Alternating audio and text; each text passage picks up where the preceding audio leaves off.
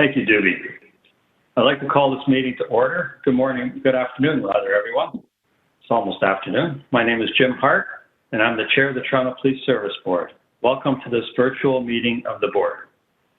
Although this meeting is taking place on the phone, we acknowledge that the land we're on as we make this call is the traditional territory of many nations, including the Mississaugas of the Credit, the Anishinaabe, the Chippewa, the Haudenosaunee, and the Wendat peoples, and is now home to many diverse First Nations, Inuit, and Métis people. The Board also acknowledged that Toronto is covered by Treaty 13, signed by the Mississaugas of the Credit, and the Williams Treaties, signed by multiple Mississaugas and Chippewa bands. Are there any declarations of interest on the Municipal Conflict of Interest Act? Hearing none, I'll move forward. I'll now turn this meeting over to the Board's Executive Director, Ryan Keshner, who will go over this meeting's logistics. Mr. Keshner? Thank you, Chair Hart, and thank you to everyone who has joined the meeting. Please note that this meeting is being live streamed on the Toronto Police Service YouTube account and will be available there at the conclusion of this meeting, as all of our previous meetings are. On the line currently, we have Chair Jim Hart, Vice Chair Councillor Francis Nunziata, Mayor John Tory, Councillor Michael Ford, Member Marie Molinar, Member Ainsworth Morgan, and Member Lisa Kostakis, as well as members of our board office staff. On the line, we also have Chief Raymer, his command team, members of the service, and of course, a welcome to members of the public. We do have individuals who have registered to make deputations on our agenda items. As per our regular meeting process, deputations will be heard prior to the item being discussed and voted on by board members. When it comes time to do a deputation, those who have registered will be brought into the call by our colleague, Doobie Cannon-Gisser. As always, deputants will speak, followed by an opportunity for board members to ask some questions. Mr. Chair, I'll turn the meeting back over to you. Thank you, Mr. Keshner. Mr. Keshner, I'll ask you to help me with any holds because I can't see all board members on my screen. So if you do that as I go through the agenda, that would be very much appreciated. Before I go through the agenda, item by item, I would like to have a motion to reorder the order paper to move item number 2, which is the Know Your Rights campaign, to the first item. And the reason I'd like to do this is because one of our presenters, Mr. Singh, is in court this afternoon and can't be with us very long. So if I could have a motion to move item number 2 as the first item, I would appreciate that. Could I have a mover, please? Ryan? Vice Chair Nunziata, Mayor Tory. Terrific. Thank you. All in favor? Any opposed? That's carried. Item number 1 is the minutes of the public meeting held on January 13th, 2021. That's being held down for deputations. Item number 2 is being held down. That's the Know Your Rights campaign for a presentation and for deputations. And just to let the deputants know, we will hear the presentation first, and then we will hear from the deputants, and then we will take it into board for discussion. Item number 3 is the Memorandum of Understanding with the City of Toronto Auditor General. That's being held down for deputations, and just to let board members know, the Auditor General is on the line if there are any questions of her. Item number 4 is special constable appointments for January 2021. Could I have a motion to approve item number 4? Vice Chair, Councillor Ford. Vice Chair, Nunziata, and? Councillor Ford. That's terrific. Thank you. All in favor? Any opposed? Item number 4 carries. Item number 5 is a quarterly report occupational health and safety update for July 1st to September the 30th, 2020. That's being held down for deputation. Item number 6 is 2020 annual report healthy workplace initiatives.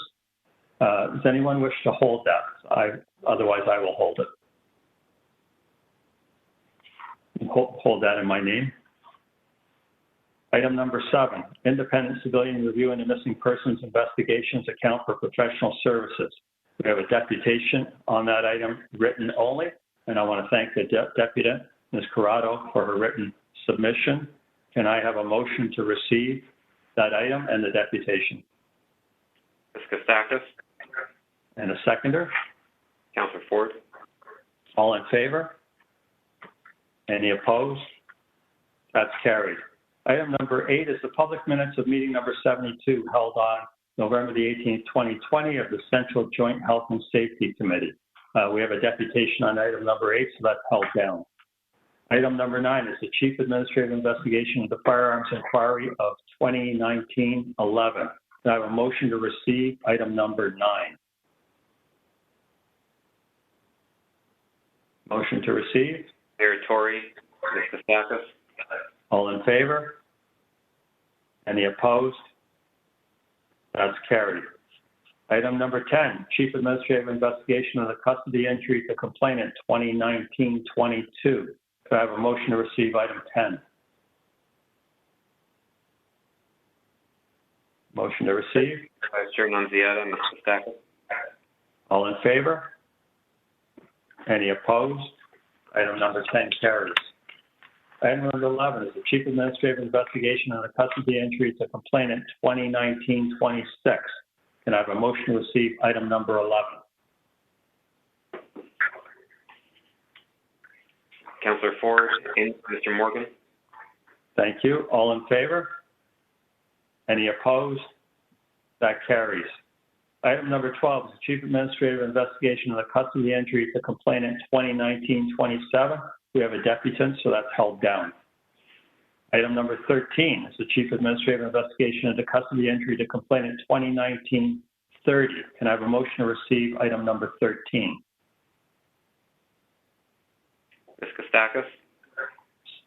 Seconded. Mayor Tory. All in favor? Any opposed? Item 13 carries. Item number 14, Chief Administrative Investigation of the Custody Entry of 2019-41. Can I have a motion to receive item 14? Vice Chair Nunziata. Seconder. Councillor Ford. All in favor? Any opposed? Item 14 carries. Our last item, Chief Administrative Investigation of the Custody Entry to Complainant 2020.13. A motion to receive item 15. Ms. Kostakis. Seconded by?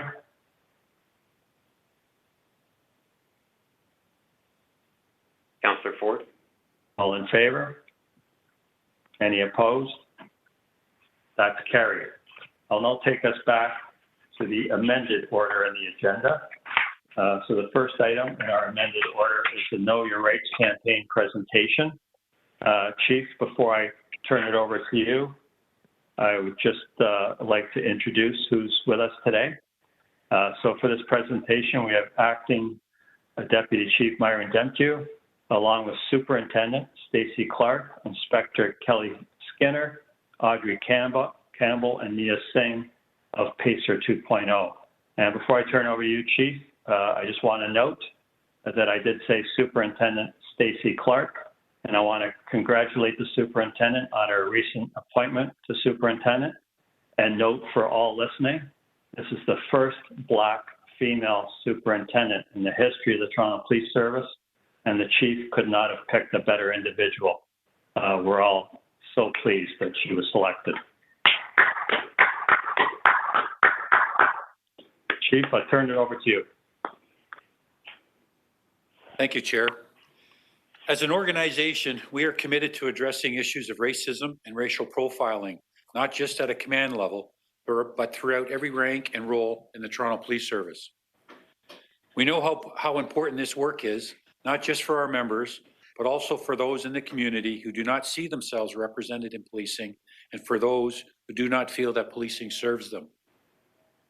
As we work towards implementing the 80 recommendations put forward by the Police Services Board, of which the Know Your Rights campaign is one, I wanted us to be held accountable for our work.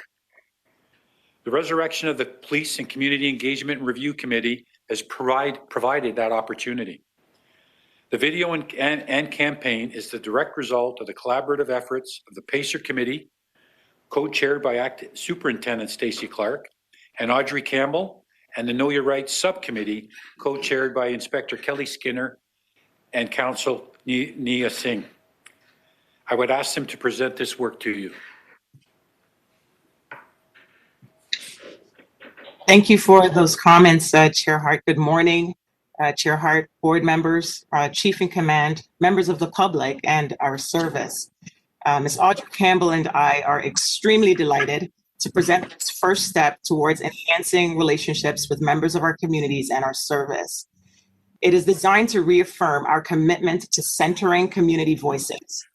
And we know that positive interactions between the police and the public are critical to enhancing trust and accountability. And this is achieved when everyone feels that they can speak to police officers. But for some, this is not part of their lived experience. And for members of the city's Black, racialized, and Indigenous communities, experiences include disproportionate levels of stops and the arbitrary collection of personal information. Good morning, Chair Hart, Mayor Tory, board members, Chief Raymer, and members of the public. This campaign, this Know Your Rights campaign, is being driven by the community, supported by the board and the service. I have to tell you, this is a long time coming. I was just recently reminded that this has been a 9-year journey. This project was only made possible because of the time and effort put in by members of the PACER committee, specifically the Know Your Rights subcommittee.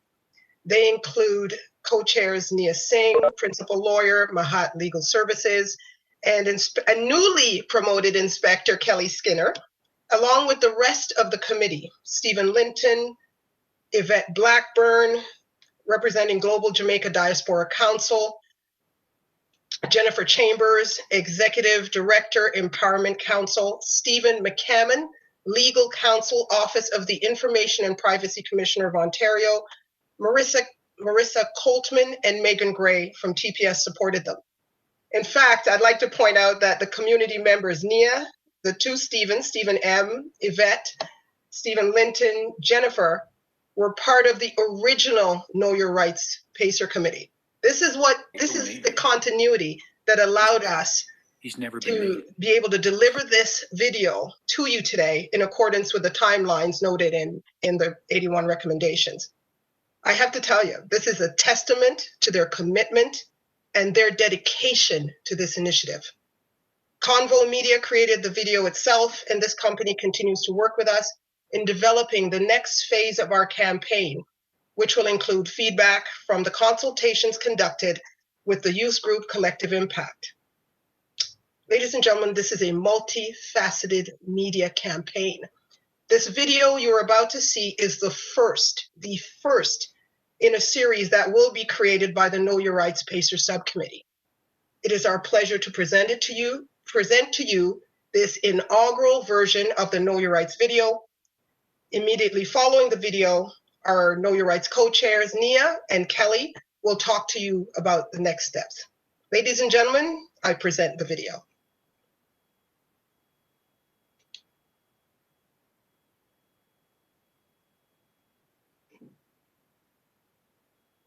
Racism and racial profiling are pressing and substantial problems that hurt individuals and poison our communities.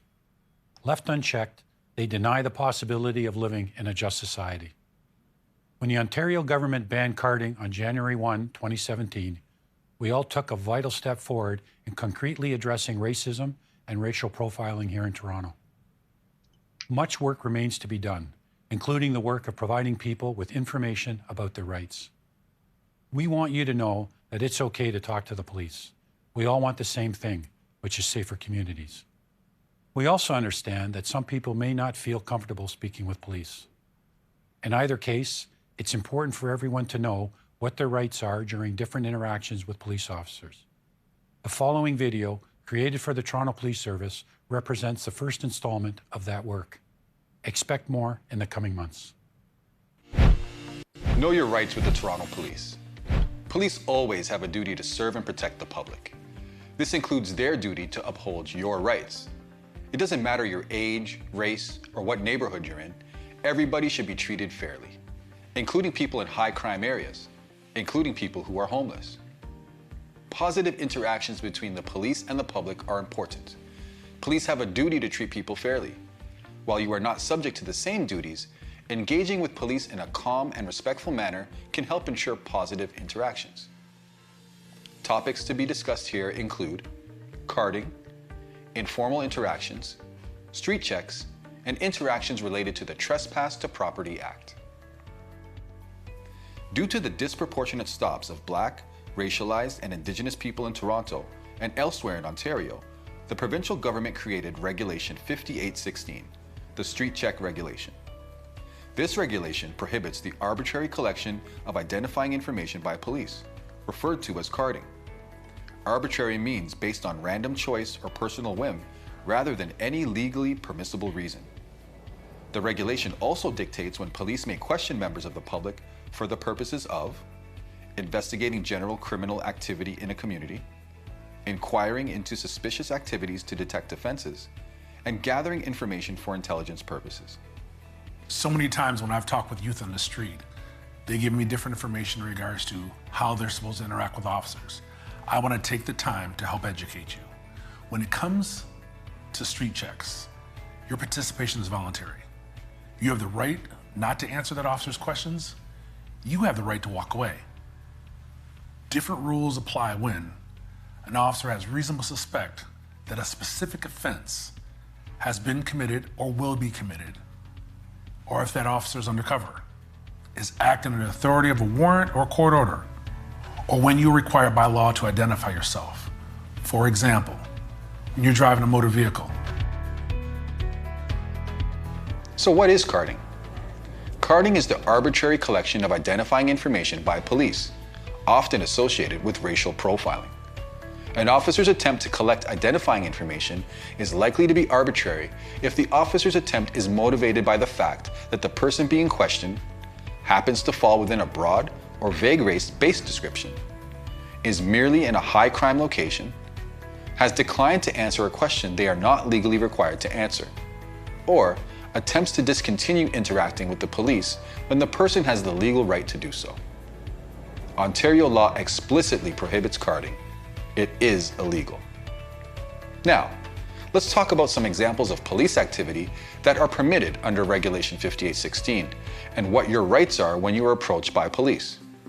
If an officer stops you and asks you about crimes in the area, you can choose to answer or not, ask, "Am I free to go?" Ask, "Am I being detained?" And if you are not being detained, you can walk away. If the officer asks for identifying information, such as your name, address, or age, the officer has a duty to inform you that you're not required to provide any identifying information, inform you why they're attempting to collect that information, and offer a receipt of the interaction on the spot that contains the officer's name, badge, division, date, time, location, and reason you were asked on the receipt. Provide that receipt if requested. You have the right to request it. Uphold your right to leave. If you're on the street and an officer starts to speak with you without any kind of investigative purpose, what can you do? You can ask, "Why are you talking to me? Am I free to go? Am I being detained?" At any time, you can choose to remain silent. In an informal interaction, the officer has a duty to inform you why you're being stopped, to uphold your right to not answer questions, and uphold your right to leave. Whether you and the officer have a conversation or not, you can both part ways and go about your day. This is just an informal conversation. It is not carding or a regulated interaction. Interactions under the Trespass to Property Act. Toronto Police have agreements with TCHC, which is Toronto Community Housing Corporation, Parks and Rec, and the TTC to enforce the Trespass to Property Act. Police have duties under the Act. In particular, police are empowered to investigate people they reasonably suspect are trespassing on private property. For the purpose of the Act, private property includes TTC, TCHC, and city park property. Trespassing means being somewhere you are prohibited from being, engaging in prohibited activity on private property, for example, loitering or littering, or being on private property after you are directed to leave by the occupier. When an officer reasonably suspects that you are trespassing, the officer can ask you to demonstrate that you have a right to be there. And if you can't or won't do that, they can insist that you leave the property.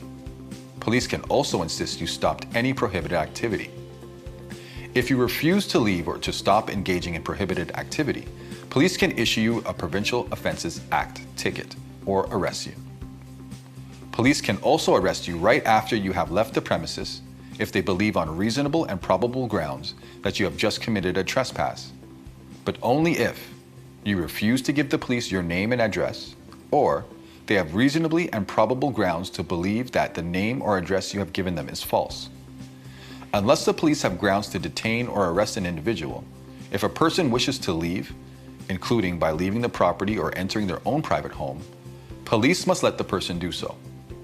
The courts have told the police that to treat a trespass arrest as a last resort that should only be attempted if other options prove ineffective to address a legitimate public safety concern. In other words, when faced with an apparent trespass, unless public safety cannot be addressed without making an arrest, police should instead caution the individual, order them to leave, or give them a POA ticket. If police question you in relation to the act, you can ask questions. For example, why are you stopping me? Asking me questions. Am I free to go on my way? Am I free to leave the property? Provide information sufficient to demonstrate your right to be present on the property. That could be your ID or other information if it satisfies the officer. For example, you could tell them your name and apartment number or offer to show them your proof of TTC payment. And you can stop engaging in prohibited activity. Or leave the property or continue on your way within the property after the officer confirms you are free to do so. Ask that the police leave you alone, let you move on, or give you a POA ticket and then leave you alone, in which case you will have to provide them with your name and address. Assuming you don't live there, you may still have to leave the property. Note, if you choose to remain silent and refuse to leave in circumstances where the police believe you are trespassing, the police may decide to arrest you in order to identify you and issue you a POA ticket. Remember, police powers under the Act only apply when they have a reasonable suspicion that a trespass has been or will be committed. Without a reasonable suspicion, police must not attempt to collect identifying information from you. If they attempt to collect identifying information in an arbitrary or discriminatory manner, they are likely engaging in carding, which is illegal. Complaints. If at any time you feel you were mistreated by a police officer, you can file a complaint with the Office of the Independent Police Review Director, the Human Rights Tribunal of Ontario, or the Toronto Police. If you have privacy-related concerns about the collection of your personal information, or if you would like to see the information collected, you can file a privacy complaint or request a copy of your personal information by contacting the Access and Privacy section of the Toronto Police. If you are not satisfied with the response, you can appeal to the Information and Privacy Commissioner of Ontario.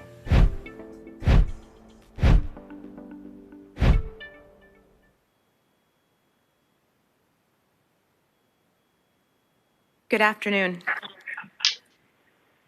Chair Hart, Mayor Tory, members of the board, Chief Framer, service members, and members of the public. In order to support the distribution of our Know Your Rights campaign video, our service has created a communication strategy that involves a news release that will go out shortly. It will involve posts on social media, sharing with our community contacts and partners, and internally through the TPS. The senior officers within our organization, both uniform and civilian, have also been briefed on the video and its contents, and we have shared messaging with them to have these conversations surrounding Know Your Rights with TPS members. Unit commanders across the city have also been asked to proactively share this video with their community partners and contacts. It will be posted on our brand new Know Your Rights webpage, which will also come out shortly. And that can be found at tps.on.ca/Know Your Rights.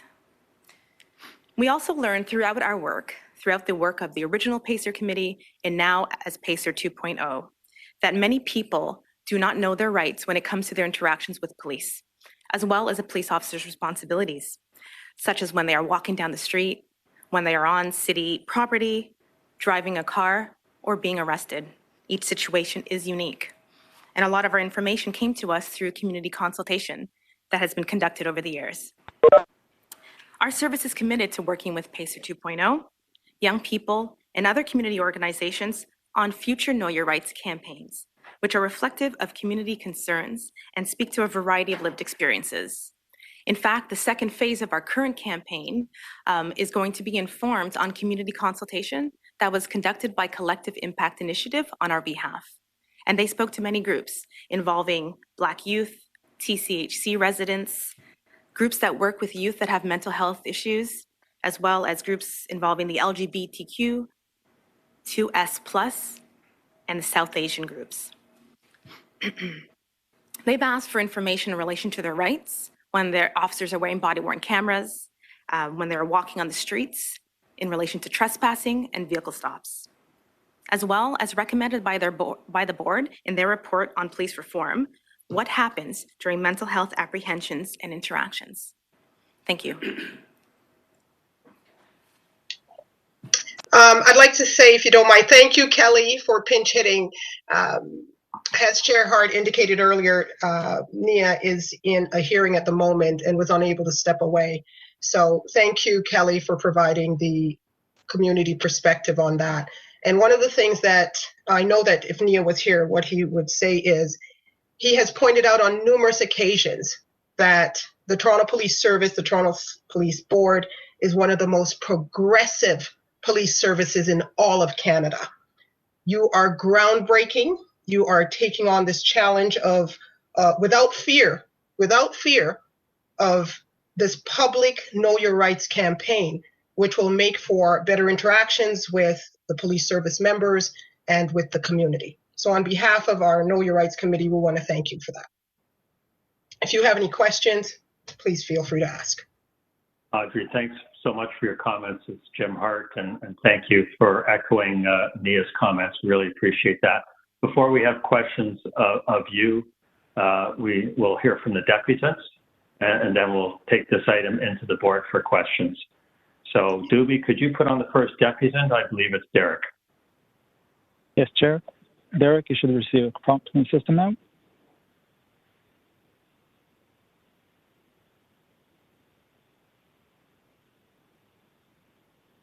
Can you guys hear me? Yes, we can. Go ahead when you're ready. I'm just going to set my timer here. Okay, so the title of my written presentation is Know Your Rights and Freedoms the Toronto Police are just going to violate anyways, if not hurt you, for exercising them. Before I speak about one's right to the security of the person, I first want to address the right to remain silent and how, in dealing with the cop who will try to create joinder with you before they arrest you tomorrow at Yonge Dundas Square for protesting, as an example, that Scott Duncan says it is better to simply tell them, I'm not authorized to answer questions. And just to let you know, Chair Hart, I have a question for Chief Raymer at the end. So this is from R versus Latimer, Court of Appeal for Saskatchewan from 1995.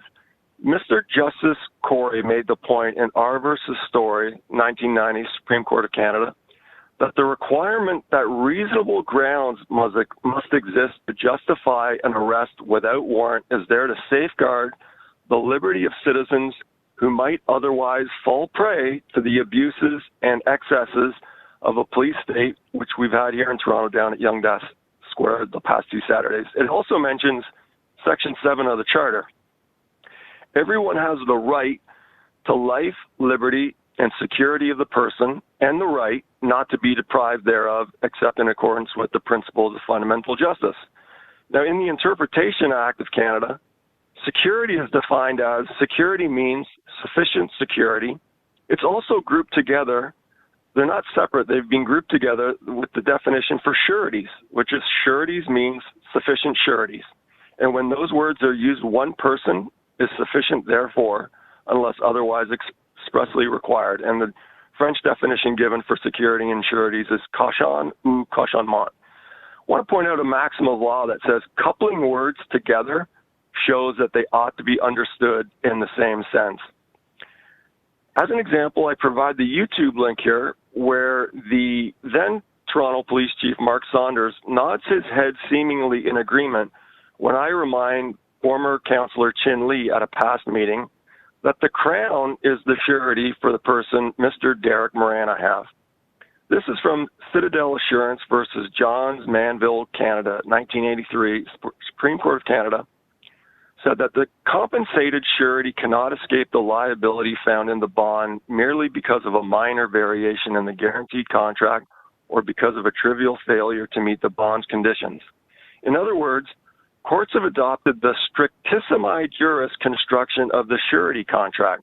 Now, strictissimi juris is defined in Black's Law Dictionary as of the strictest right or law to be interpreted in the strictest manner. This term was usually applied to certain statutes, especially those imposing penalties or restraining natural liberties. Now, in all these videos put out by the Rebel of what's been happening down at Yonge Dundas Square, I've noticed a recurring theme where the officers keep telling people that, I'm giving you a caution. Well, in Black's Law Dictionary, caution is defined as security given to ensure performance of some obligation, the person who gives a security.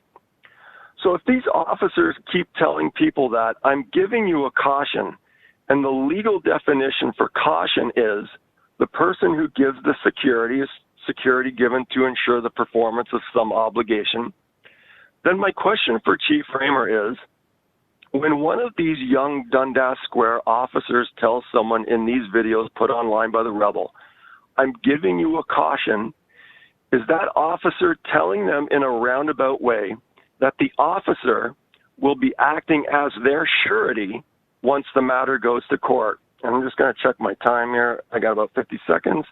I just want to point out in Mercer versus Attorney General for Ontario, 1881, the Supreme Court of Canada pointed out the royal prerogatives, which in England are not the personal appanage of the sovereign, but are the property of the people, in which the sovereign holds in trust to exercise them in the interests of the British nation, are equally exercised in the provinces by the Queen, not more, however, to her personal profit than in the mother country, but for the people of the provinces, with respect to whom these prerogatives have not lost their character of a trust, and that not being able to exercise them herself, she has delegated their exercise to the lieutenant governors, who are her mandataries.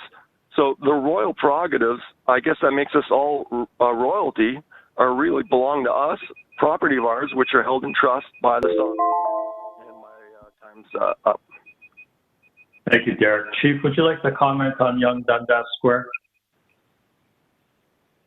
Especially the surety question. What I will say, Chair, is that the pandemic is both a significant public health crisis and a public safety issue. And I'm proud of the work our members who throughout the pandemic have operated with professionalism and exercised compassion and significant discretion. I'm also proud of our communities who have also, to a large extent, acted responsibly. However, we do have a small, organized, confrontational group in particular that we will continue to address proportionally. We have a provincial emergency order in place, and it is our duty to enforce the law. Thanks, Chief. Board members, any questions of Derek? So, Chair Hart, that wasn't my question. That didn't answer my question, though. Should I repeat the question? No, that's okay, Derek. I know you wanted a definition answer, but the Chief gave you the answer that he gave you. Well, the question was about surety, so you completely passed over that. Yeah, maybe for good reason, Derek. Okay. Board members, any questions? Sure. Seeing none. Thank you, Derek. Dubie, can you put on the next deputant, please? Yes, Chair. The next deputant is Tara Hillis. Tara, you should receive a prompt from the system now.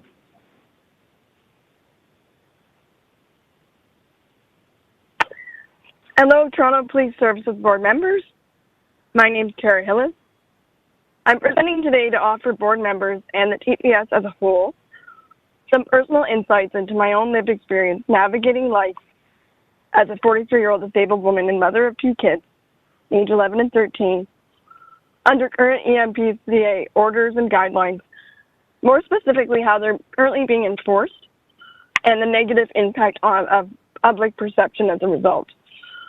In this presentation, I'll outline how TPS's core values are not being fully embraced in the current public health climate. Fair and equitable policing requires that actions of law enforcement truly embody the full spirit of the law, rather than picking and choosing which parts to enforce. It is in this spirit of community engagement and growth, alongside the TPS's mission of being dedicated to delivering police services in partnership with our communities to keep Toronto the best and safest place to be, that I'm here today to speak to board members.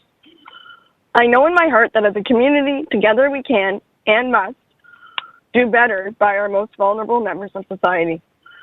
Current provisions of the EMCPA, the Reopening Ontario Act, as well as municipal bylaws, all include explicit details regarding allowable exemptions under the law regarding the wearing of face coverings. Many people have such exemptions. Enforcing only one part of the law is not fair and equitable and does not uphold the values of the TPS. In failing to uphold all facets of the law, the public has witnessed repeated mishaps from officers who are not well versed, are not truly understanding of how competing interests actually work, and which laws supersede others, such as ETPA as an example. This has helped to foster a skewed public perception, lending the public to have a wanton disregard or ignorance regarding parts of the law themselves. Why is this dangerous?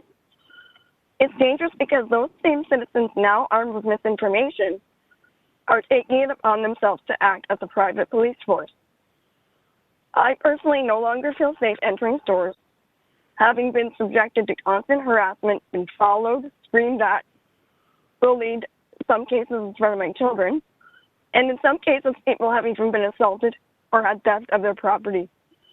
In fact, this past week, after a particularly horrific trip to Dollarama, I made the decision moving forward that it has now become necessary for me to wear a body cam for my own personal safety and protection when out doing essential errands for my family. In a personal conversation with one TPS officer recently, it was made crystal clear to me that many officers are completely unaware as to how marginalized community members are being affected. When I informed said officer about difficult encounters I had while attempting to grocery shop at Longo's, Costco, Fortino's as examples, the response was, "We'll go somewhere else." I responded with a simple, "Where do you suggest I go instead?" No store will let me in. They've created illegal policies that infringe bylaws to which businesses are obligated to uphold when they contract with the municipality for a public operating license. The EMCPA and the ROA, they are conducting business illegally. A blank stare was returned. Stores such as Longo's, Indigo, Costco, Starbucks, Loblaws, among others, and a plethora more, all have such discriminatory policies. Some of these establishments are not able to offer an equitable accommodation or are placing the financial burden of accessing accommodated service on the part of the marginalized person. As a person who's been disabled since birth, I truly do feel in my heart that these types of overreaching store policies are effectively the same as saying, "I do not allow a specific race in my store, we don't serve you here." It is medical apartheid or segregation by definition, and it is 100% unacceptable in any situation in 2021. Connecting compassion warrants that officers who are enforcing the laws are doing so with the aforementioned anecdote in mind at all times. I was recently ticketed by the Hamilton Police Service for conducting homeless outreach in that city. You may be asking yourself, but how is this related to the disabled community? I will explain. It was very clear the sergeant on scene was not clear about the law herself. Aside from making repeated blanket statements that people are generally not allowed to be out of their homes, at no point was any investigation conducted on scene as to why volunteers were or were not masked. The law, as outlined, is very clear. Exemptions are embedded within, and supporting vulnerable community members is deemed essential and allowed. Face coverings are also not mandated outside. I personally have chronic respiratory failure combined with neuromuscular disease. Thank you, Ms. 520. I'm sorry, I'm not finished. Sorry, you're at 520. I have to wrap you up. Deputies have 5 minutes, but perhaps you'll get questions from board members. So I really appreciate you coming and speaking to us. Thank you. Board members, any questions? Seeing none, again, thank you for taking the time. We really appreciate it. Also appreciate the fact that you gave us a written submission. Thanks so much. Thank you. Thank you. Have a good day. Can Thank we you. put on the slide as well? Yes. Chris, you should receive a prompt from the system now.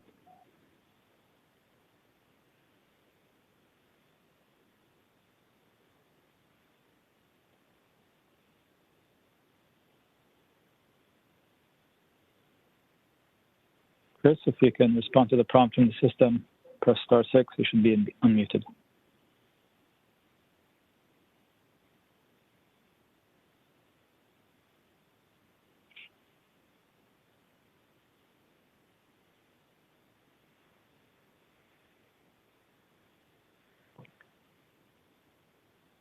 Chris, if you can hear me, you need to press *6 now to get unmuted.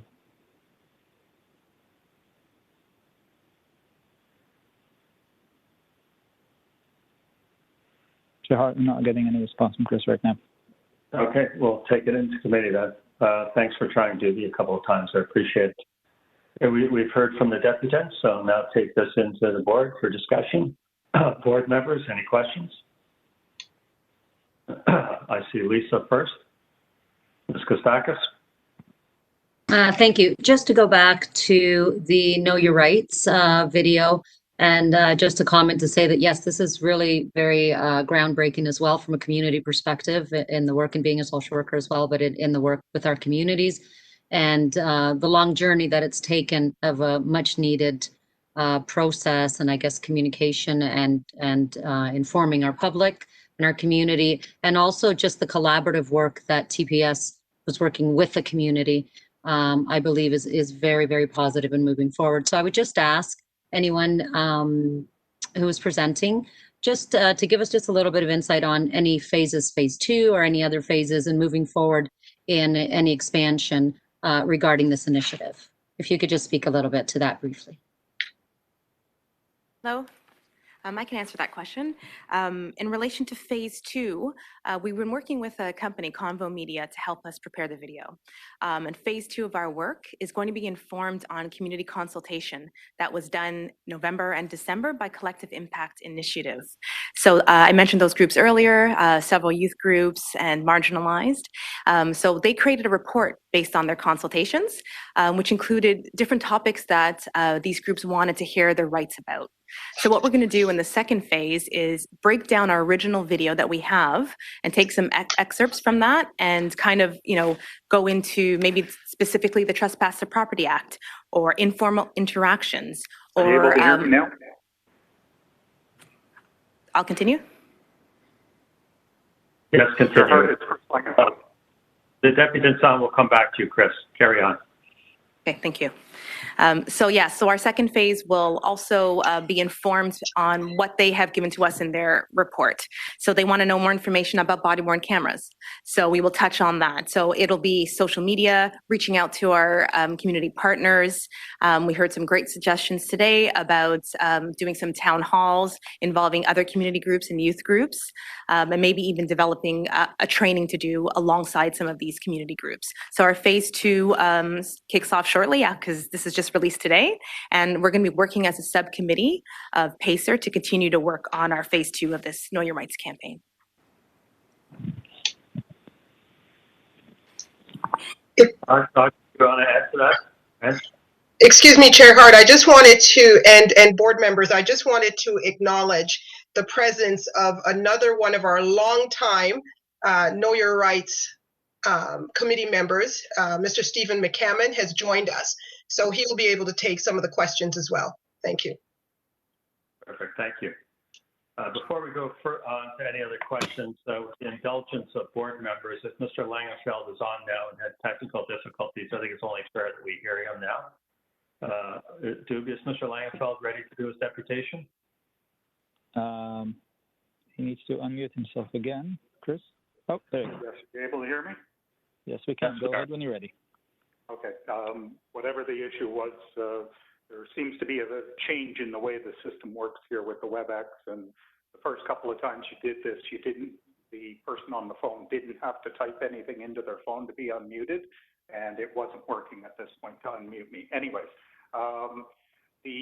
with this presentation, I'd like to point out, first of all, that having these presentations like this, where there's no information about what the presentation is going to be until the middle of the meeting, particularly given the 25-second delay with the YouTube video, people on the phone, some on WebEx.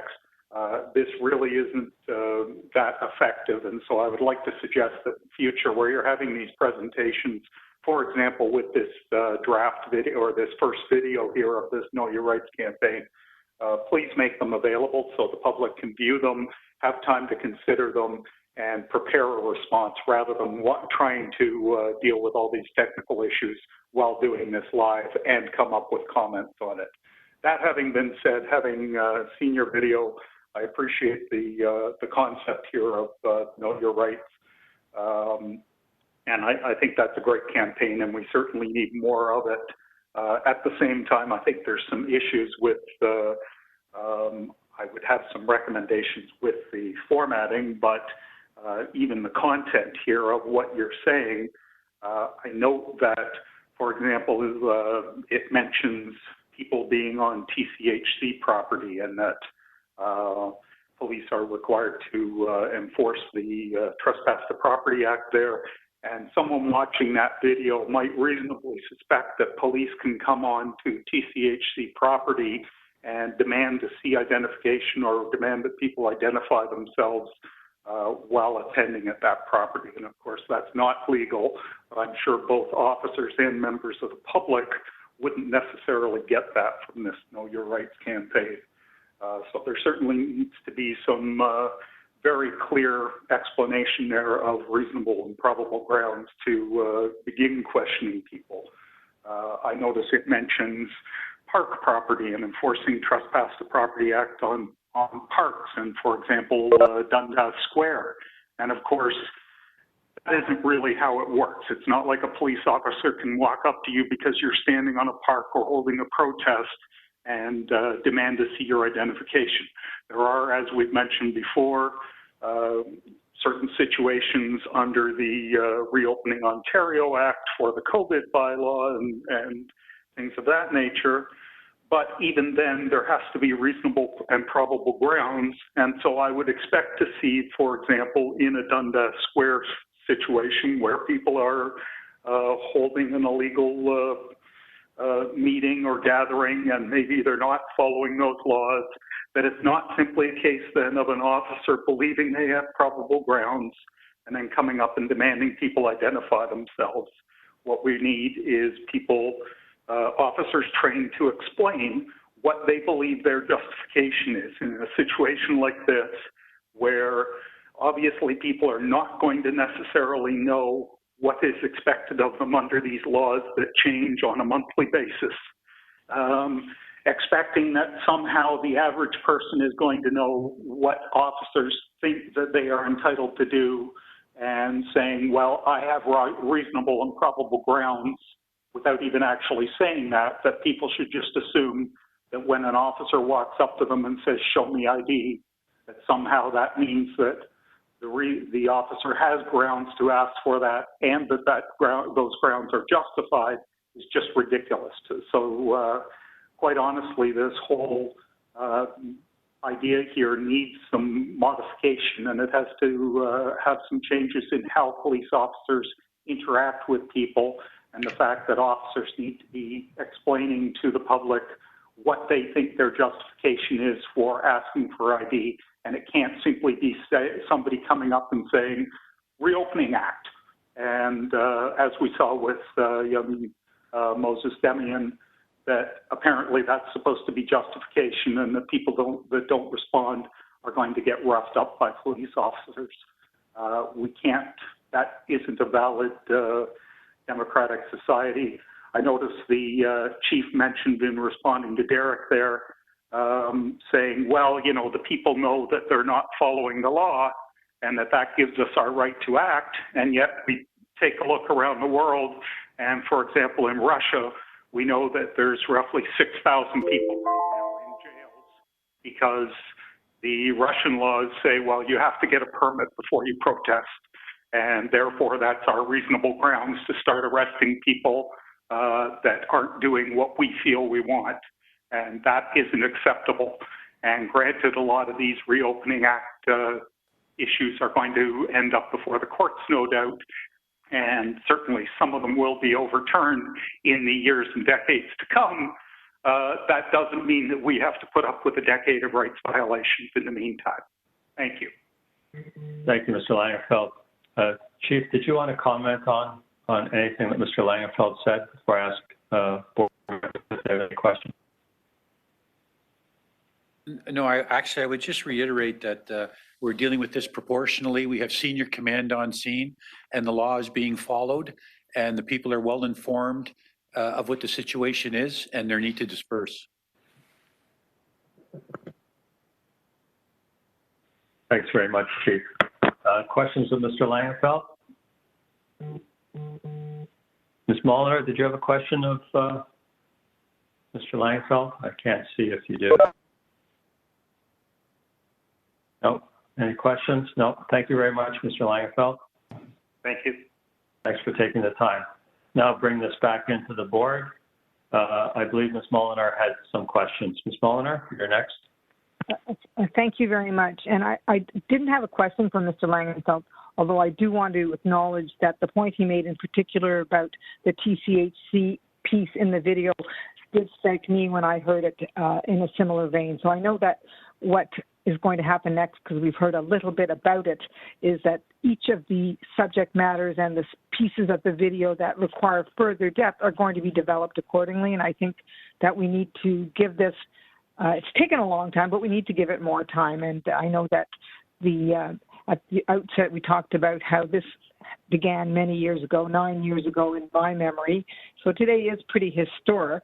When I first joined the board, the idea of an officer having a civil interaction with anyone which might require him to provide a business card or her to provide a business card was seen to be too complicated. And moving into the carding discussions over the years, we've gone back and forth. So this is a very significant achievement today to have this video. While complex, it will be made much more accessible, I know, through the work of the committee that has done this, which is really quite remarkable. There are people at this table who were not on the same kind of speaking terms originally and who have rolled up their sleeves and found a common ground and really worked hard to get us to the point where we can actually have the kind of interactions between officers and community that are more grounded in trust. So I want to end up by saying thank you, but also to encourage the committee that's continuing to do this work in all the different ways that you're planning to spell it out, to make sure that you don't forget some of the most significant assets we have in our communities and some of the most significant networks. And for me, one of the most significant assets are the mothers and grandmothers. I know that there's a project that the board looked at, and we in fact invited consultants up from New York for the it was called the Morris Justice Project. It was a participatory action research project, and the board did present some work to the community, to Toronto at that time when we were looking at ways for the community to be fully engaged. That work, which was done about 10 years ago, was around their stop and frisk policy, but was very much engaging the local community at the very grassroots level with, in particular, grandmothers. So I mentioned that to you.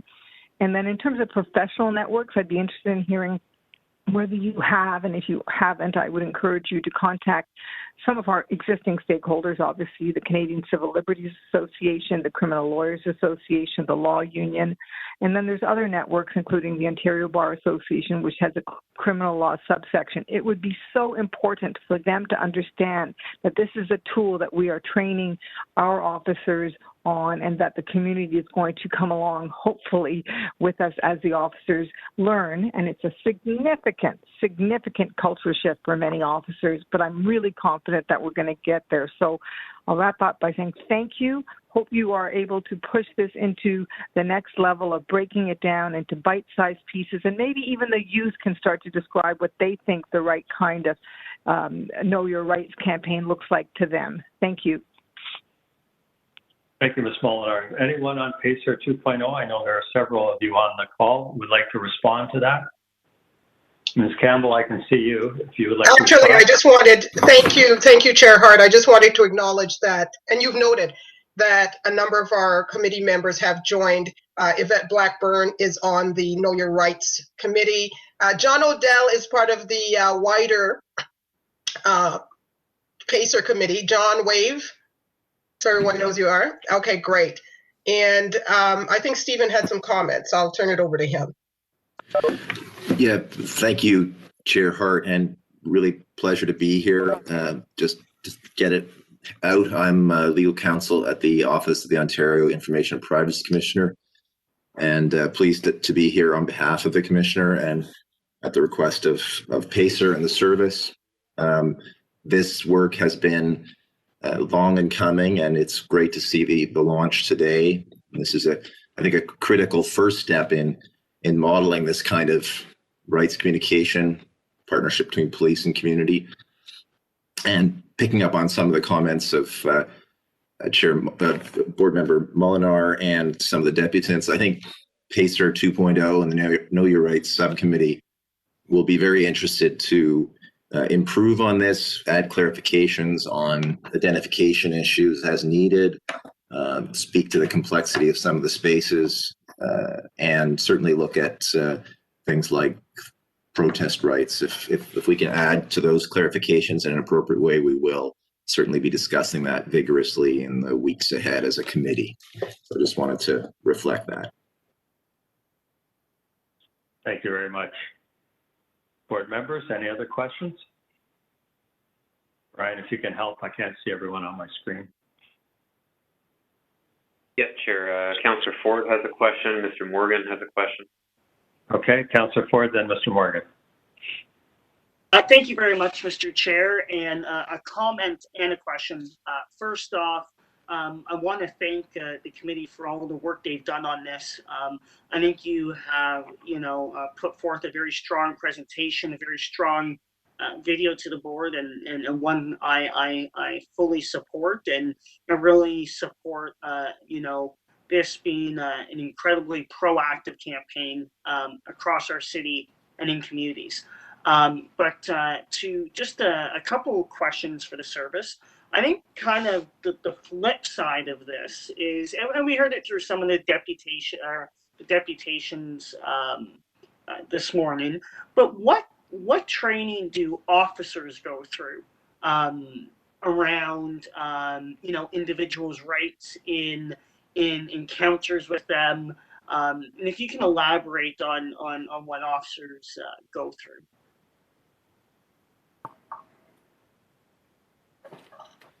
I'll be happy to answer that one. Okay. Thank you for the question, Councillor Ford.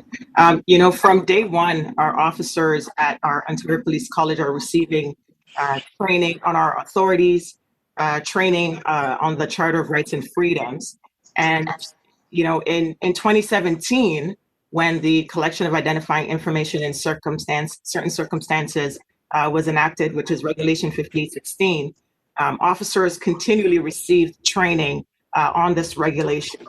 And what I would like to say to you is it's ongoing training, and it's not so much that we're receiving training on human rights and the Charter of Rights and Freedoms. It's that we are getting training that is balanced. We're balancing not just our competencies, but also our emotional competencies, where sometimes it's about our approach, not necessarily about what we're doing with respect to our interactions with people. And I think it's a deeper conversation that happens. What we're trying to do here is be able to put forth a very robust educational campaign, specifically and intended to reaffirm our commitment to centering the voices of communities. Because what our intent is not necessarily what is impactful with our communities. And so we're really doing our very best in this position to just really accent and reaffirm those community voices, as well as those lived experiences. Absolutely. Well, thank you for that. And my second question is kind of moving forward, and I think, for the public here to understand how this moves forward.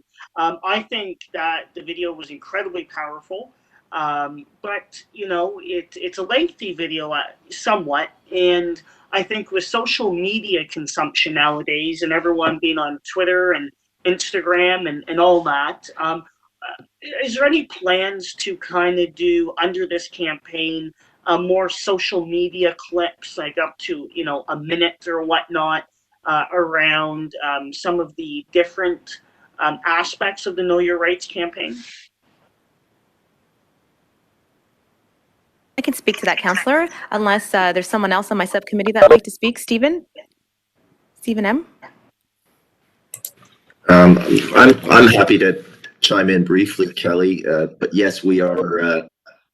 One of our next phases is to break down this. I'll call it rich but lengthy video into some digestible bits. I've got the gray hair to suggest I'm not the social media kid on the block, but I know we've got folks who are going to help us with that and produce something that's more digestible and more accessible, including with respect to social media mediums. Thank you very much. And I'm probably one of the youngest people on the call, and even I'm not so great at doing it, but leave it to the people who are. Thank you. Thank you, Councillor. Mr. Morgan? Thank you, Chair. First of all, again, a big thank you to everyone that was a part of putting this together. I know it's never easy trying to come to a consensus when you're dealing with such a broad issue and complex issue. So again, I appreciate all the efforts that went into making this happen, and given that this is in many years in the making. I just wanted to real quick, in terms of, given that we have, I'm assuming, a target audience and youth are a big part of that, just being clear in terms of a youth strategy, in terms of getting the information out with them. And as you know, Councillor Ford and others have mentioned, maybe some more social media aspect of that, be it TikTok or Instagram or wherever the youth are, and potentially having some of the youth be part of the message. I think that might help in terms of creating an opportunity to engage.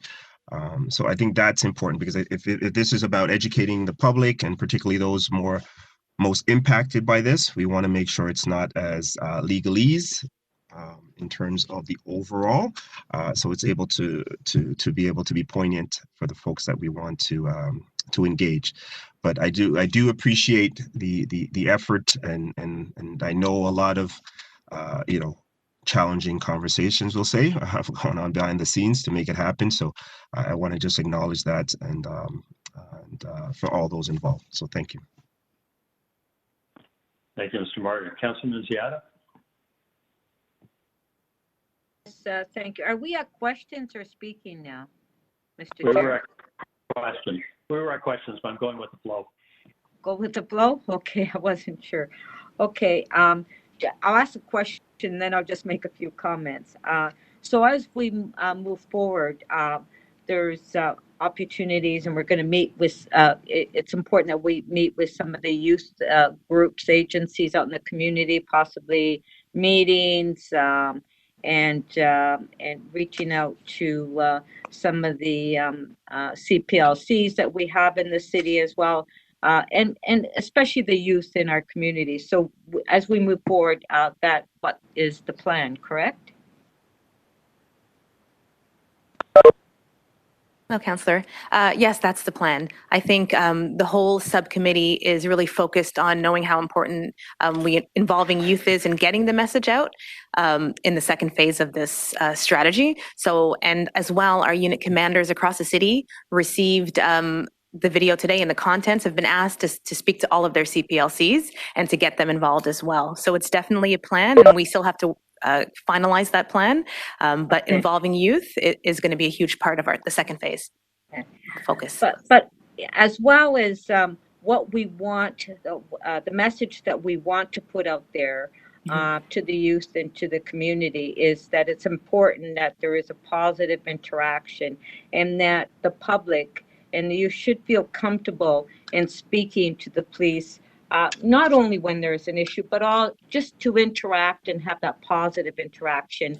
And I think it's best on both sides, and that they don't feel intimidated. I think that's really important that we get that message out as well, is, we're here, let's talk, in a positive way, attending events and, being engaged and participating in youth, as far as youth programming and what's happening in the community. That's important to me. So that's the message that we will also put out to the community. If I may respond, I see my colleague Yvette Blackburn has her hand up. Before I turn it over to her, if you don't mind, Chair Hart, I just wanted to say that the folks that are at the table from PACER are there for a reason. And it's because they have that link to that far-reaching link to the community. I myself is connected to the Jamaican Canadian Association, and we have partner community organizations. So we are going to be intentional about this and getting this information out to these organizations. And we're the ambassadors for this project. We are community. We are behind this. And we will then take that message and bring that confidence that we have behind the message to the wider community. So absolutely, we will be working in tandem with not only TPS, but with our community organizations. And if I can allow Yvette to respond as well. Good afternoon, everyone. Sorry for my tardiness, but I just want a few things to be clearly acknowledged and recognized. It's being broken down very simplified. 5816 is the manner to which we're talking about know your rights. This is not about a general aspects of civility that society should have. It is a norm that within the Black society, racialized societies, and Indigenous, we engage very positively with everyone. As someone previously noted, is the manner in which someone approaches you or the tone or attitude that is given to individuals that has been at the issue at hand, right? So to Mr. Morgan and a few other people who had noted Mr. Ford with regards to the youth is only a one aspect with regards to 5816 as to who has been impacted. Our Black, Indigenous, racialized communities have been impacted from being a youth all the way to a senior. Black males in particular are continually being bombarded in issues of their violations. So let's be very clear and mindful that it's not just the focus of youth. It's about ensuring that our whole populace is quite aware of 5816. 5816 is not something that is very simple. So the legalese and components that fit with it, we have to be sure that we get it across, that people clearly can understand and that it can digest. Kelly and Megan have the plan in the sense of breaking it down, that there will be hyperlinks to words if we think that vocabulary is too expansive. There are other small snippets that will go out to the point of the social media that will have different frameworks for kids to engage or other individuals, plus a more simplified framework of text for people to be able to read. But I don't want it to come across as if people think this is just going to be a soundbite and that it's going to be resonating with people. It is a lot of key issues and matters that deal with people's lives and livelihood when it comes to engagement with police. And we have to make sure that the message gets across clearly and succinctly. And if it has to be that we have to give some of the legalese, then so be it, to ensure that we make our people fully informed. One thing that I articulate around the table, we must be mindful, trying to dumb things down to people. Our community is not full of dummies, right? You're well-versed, educated individuals who clearly know the language, clearly understand what is being put forward. And we just have to make sure where it is required, it is simplified in the frameworks where it needs to be simplified, where it needs to engage with a certain demographics of people that might be young and on the social media trend. And we have a lot of older people on the social media trend. We will ensure we do that. The plan that has been put forward by TPS is a fantastic plan, to what Audrey had noted. The community is a voice. The community are the ones that are advocating and pushing to ensure that we can fully inform our populace, not just the Black and Indigenous racialized community, even though they're the greatest impacted, but all the community, so that therefore our engagement with police is one that is positive as a whole. It's just a last comment. It's important to me that the messaging is very positive as well for everyone.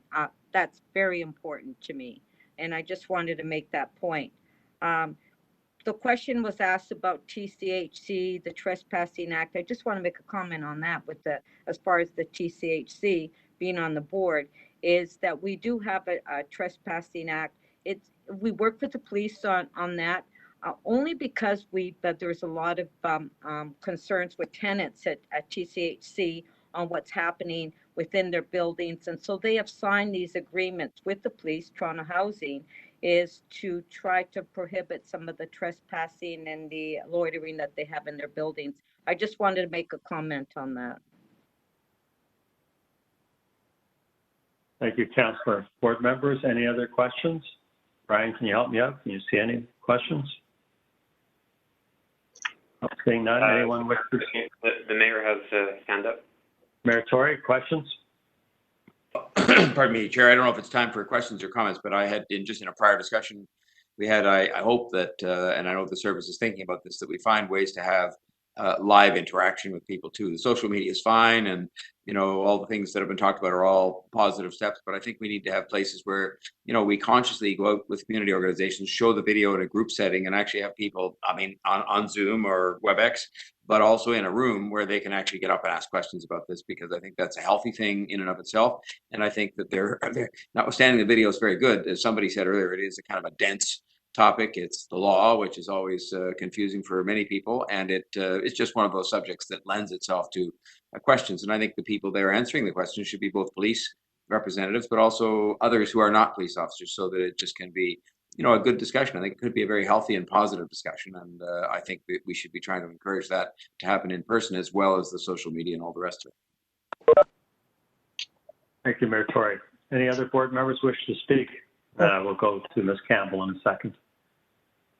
Board members wish to speak? Ms. Campbell, did you want to respond to Mayor Tory? Yes, if I could. Mayor Tory, given the direction from the City of Toronto and the province and the Prime Minister about the pandemic that we're living in, community organizations, for example, like the Jamaican Canadian Association, we've gone online with a lot of our meetings, a lot of our consultations. So until we're at that point that we can comfortably and safely do in-person meetings, nothing has stopped our ability to communicate. And we have found it very effective, because as we thought about this rollout, I thought about how we can do a Zoom meeting with our members. We'll put it out there, we can play it. They have the ability to ask questions, interact. And you have been to JCA before, so our members are not shy about participating. Roy Williams, at his tender age of 91, is very adaptable on Zoom, and I guarantee you, because of his former role on the Police Services Board, he is extremely happy at where we are with this campaign, and I guarantee you he will have tons of questions on Zoom. So, long way of saying, this will not stop us. In person, Zoom is the best we can do safely at this point, but we are geared to do that, and that will be part of our rollout. Thank you. Thank you. Board members, any final speakers before I wrap it up? No. My comments, I just want to thank everybody involved in this. I know it was a tremendous amount of work in a very short period of time. When I saw that video for the first time, first reaction was how professionally it was done, how powerful it is, and on top of all that, how balanced it is. I thought it was an extremely good piece of work, and I think it communicates out what the Toronto Police Service wants to communicate out, what the Toronto Police Service Board wants to communicate out, and I think it's a step in building trust with community. We've still got a long way to go, but I want to thank each and every one of you for helping us get there, because it was a lot of work, and quite frankly, you turned it around in an incredibly short period of time and came up with a terrific product. So I want to thank PACER 2.0 and all of the service staff that have been involved in this. Well done, and for your comments on the police service, Ms. Campbell, I thank you, and the board thanks you. When you mentioned how progressive we are, that's great to hear. We believe that, but the more we hear it, the better. So thank you so much. So I will wrap this item up unless anyone has any final comments from PACER 2.0. I can't see all of you, but if anyone has any final comments.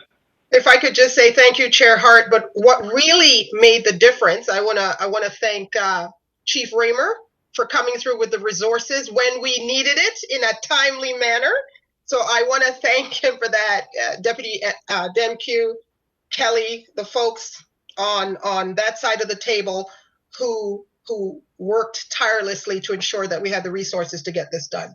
So thank you very much, and we look forward to the rest of the rollout.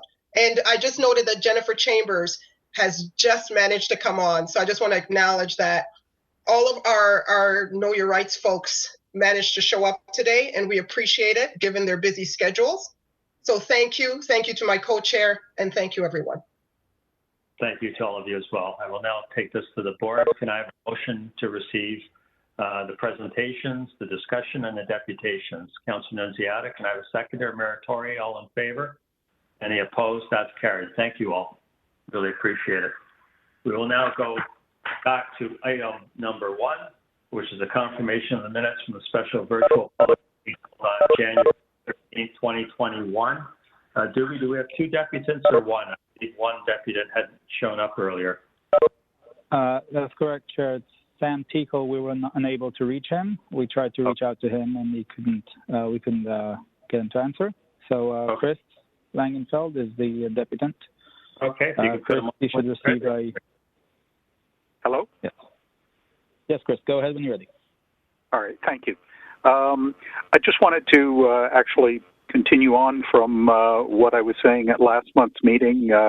Chair Hart, I was, I guess, laying into you on the election of the board chair, and I finished by saying, well, you know, you're from the outside, it looks like that you're earning a $90,000 paycheck and chairing a dozen meetings during the year, and from the outside, it looks that seems to be your role here. And obviously, I understand there's a lot more to it. I'm speaking from what appears from the outside, and I look back at a number of recent agendas and things like that, and when looking through the items on the agenda, I note that, for example, in December, I think it was, or perhaps it was November, there's 2 items with your name, and those are the items for people to receive funds from the special fund under the service, which really I would say were items that wouldn't normally fall to the chair because those are already covered by board policies, and really that is something that staff should be sort of looking at and saying, well, this meets the criteria the board has laid out, and therefore it should go forward. On the other side, we have all the recommendations where they tend to come from staff. They come from Mr. Teschner for the most part, and I would suggest that, in fact, those should be items that are coming from you. Obviously, staff are going to provide their recommendations to the board chair, but it should be somebody that has contact with the rest of community beyond just a lawyer. And I don't question Mr. Teschner's expertise on having spent many years in many facets here dealing with police issues, and he certainly has a good understanding of a lot of the legal issues there. But as a community, as a society, we don't generally say, well, you know what, let's just turn everything over to our lawyers and have them decide how our society is going to be run. What we want are lawyers giving advice to people that have the contact and the understanding of the rest of community and the rest of what our society wants and expects. And I think that, sir, is your role as chair and as the other board members there to be looking beyond simply what are the legal rules that apply to all these issues, and to be looking at what are our societal expectations of good policing, and what do we want from our police force, and where do we want our focuses to be, and that relates to all these other issues that we discuss about know your rights campaigns and things of that nature. So I think if you take a look back at prior years, going back a decade or more of the agenda items that are coming forth, you'll see that they're not coming from board staff and from board lawyers giving their recommendations and interpretations. Instead, those are the people that are feeding the board chair who then we expect to use their expertise. I noticed that, in fact, the Police Services Act limits a number of lawyers that are barred from being a part of the board. Judges, justices of the peace, prior defense counsels in criminal law, those are all not permitted. And I don't know Mr. Teschner's full background to even know if he would meet all of those qualifications to, in fact, be eligible to be on the board. And yet he is one of the primary movers of the recommendations that we see the board considering and voting on. And a lot of his work is fantastic and well thought out, but I don't think it's always the looking at things from somebody who isn't a lawyer and who isn't thinking about how best to run a legal system, but is instead thinking about how best to improve our society and make sure that our policing and courts and everything else are accountable to society and fulfilling our desires. Thank you. Thank you, Mr. Langenfeld. Just for a bit of clarification, Mr. Teschner isn't our lawyer. He's our executive director and chief of staff. But as always, appreciate your advice. Any questions for Mr. Langenfeld? Seeing none, thank you, Mr. Langenfeld. Thank you for speaking with us. Now take this item into the board. Can I have a mover of the minutes for January the 13th, 2021? Councilor Nunziata, seconded by Mr. Morgan. All in favor? Any opposed? That item is carried. Thank you. Now we will move forward to item number 3, which is a memorandum of understanding with the City of Toronto Auditor General. Doobie, do we have 2 deputants on that item? That's what I show here. Yes, Chair. The first deputant is Anthony Nolan. Anthony, you should receive a request from the system now. Okay, thank you.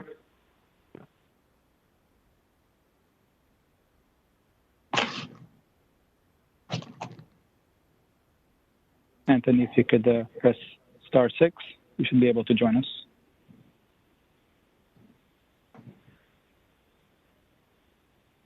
Great, it's Anthony Nolan.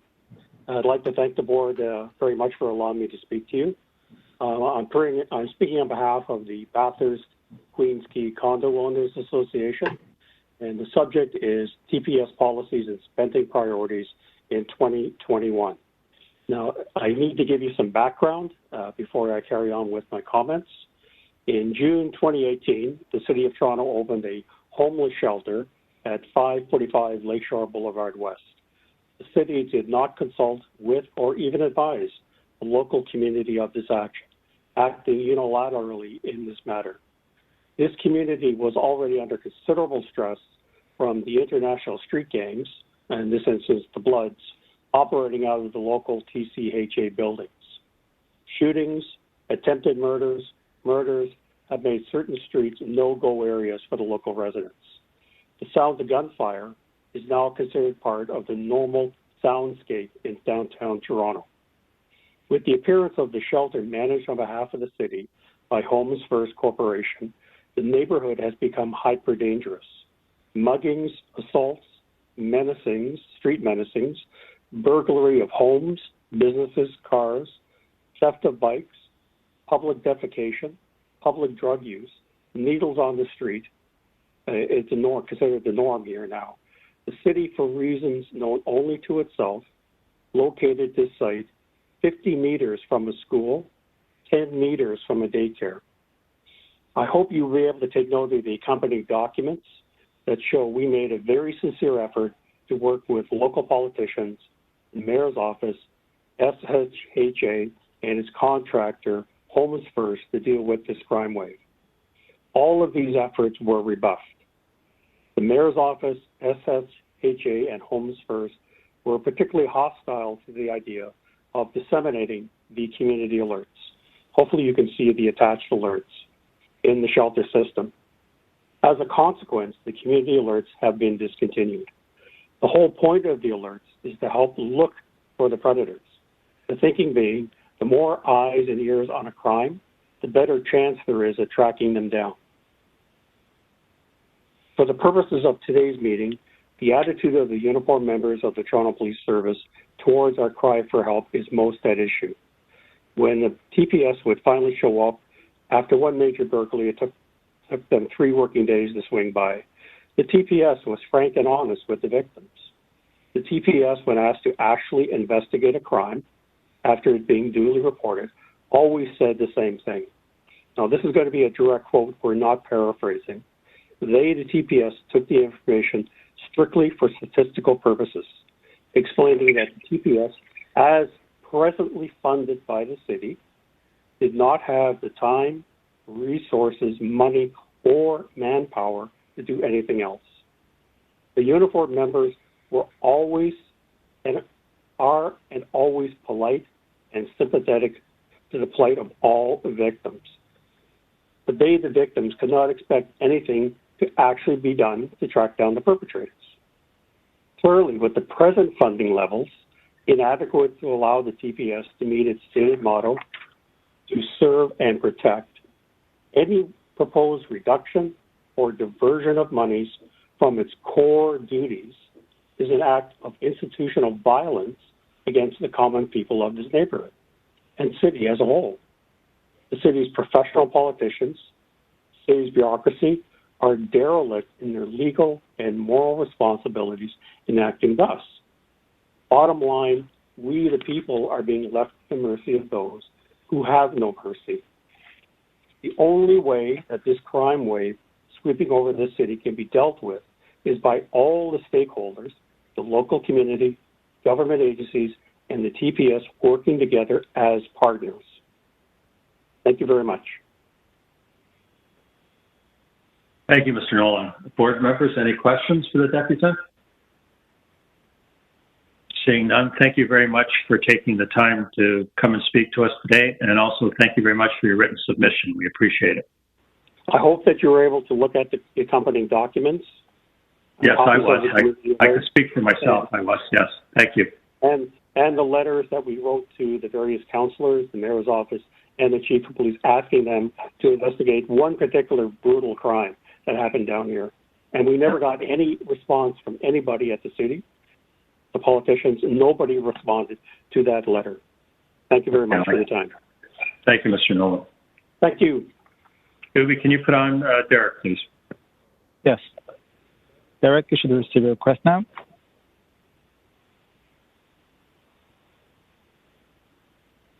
Hi, can you guys hear me? Yes, we can. Go ahead when you're ready. Okay, I'm just going to start my timer here. It's fitting that the Auditor General will be auditing the Toronto Police, as Scott Duncan has said that legal equals surety and accounting, and that there is no fraud allowed in accounting. And he has also recently said that, you know what, you all paid for that law. And you know what? You didn't get what you paid for. So it'd be great if the Auditor General took a look at, was there value for money in the police presence at Adamson Barbecue in the days following guarding the metal barricades there, but especially the cherry blossoms at High Park this past spring, and more recently, Toronto Police being at the Toboggan Hills. So things for the Auditor General to keep in mind what the Ontario Divisional Court had to say in Hussein versus the City of Toronto, 2016.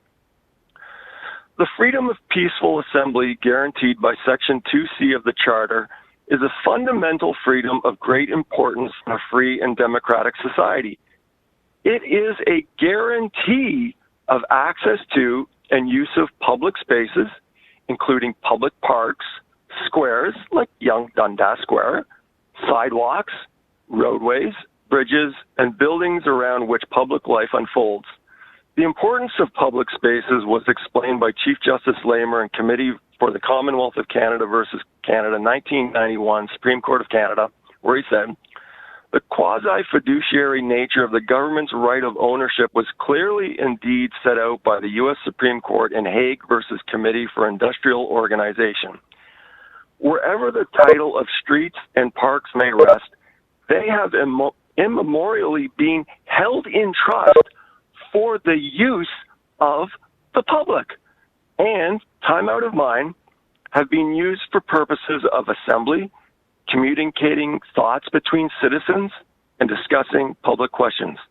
Also, if the Auditor General could look at, is there value for money in having a battalion of cops just standing around and guarding an empty square at Yonge Dundas at some points the past 2 Saturdays? And for her also to keep in mind what the Supreme Court of Canada said in 1987 in the reference regarding Public Service Employee Relations Act of Alberta. Freedom of association is one of the most fundamental rights in a free society. The freedom to mingle, live, and work with others gives meaning and value to the lives of individuals and makes organized society possible. The value of freedom of association as a unifying and liberating force can be seen in the fact that historically the conqueror, in this case Premier Ford, seeking to control foreign peoples, invariably strikes first at freedom of association in order to eliminate effective opposition. That's what's going on down there. Meetings are forbidden, curfews are enforced, trade and commerce is suppressed, and rigid controls are imposed to isolate, there's that word, isolate, and thus debilitate the individual. And I just want to point out the notice that the Toronto Police has put up on Twitter regarding the emergency orders are clear. Gatherings of more than 5 people are not permitted. Well, I've heard the Auditor General say, and I've made a meme out of it, that my first statement is always be clear on the law. So because of this, just so the Auditor General can be clear on the law while she oversights the Toronto Police, I have a question for Chief Raymer at the end, which is simply, is it true that Ontario is a common law jurisdiction? Because I have the statutory regulation right here in front of me where it says, Section 1, subject to Sections 2 to 4, it says no person shall attend an organized public event or social gathering of more than 5 people that is held outdoors, including a social gathering associated with a gathering described in Clause D. No person.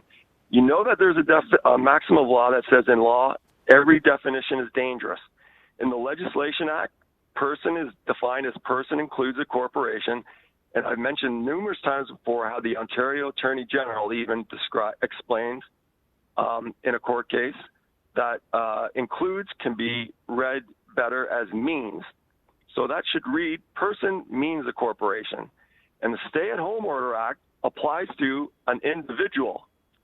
Individual is defined in the Legislation Act as individual means a natural person. And in R versus Blorock, Court of Appeal for Saskatchewan 2015 said, the law does not recognize the distinction between legal persons and natural persons. It turns on a notion of there being a difference between legal and natural personality, which simply does not exist. And the only legal person known to our law is the corporation. And that's from Ontario Court of Appeal 1979, R. Ree Cummings and Ontario Minor Hockey Association. Thank you, Darren. I hear your bell going off. Thank you. It's actually a timer, technically. Chief, did you want to comment on anything there? I'll leave that up to you. The question is Ontario common law jurisdiction? Yes. Yes. Okay. Thank you, Chief. Board members, any questions? Board members, any questions of the deputant? Seeing none, I'll now bring this into the board. Board members, any questions of the Auditor General? Seeing none, can I have a motion? Chair Hart, Vice Chair Nunziata had a question. Okay, thank you. I can't see her, so it's helpful. Thank you. Sorry. Vice Chair, go ahead. Go ahead, Vice Chair. Can you hear me? Yes. Yes. Okay, good. I just have one question, Beverly. So on the MOU, under other considerations, as far as the background checks, TPS would do their background checks, and then your staff would do your own background checks. Is that? I just wanted just clarification on that. The A and B of your other considerations. Thank you, and through you, Chair.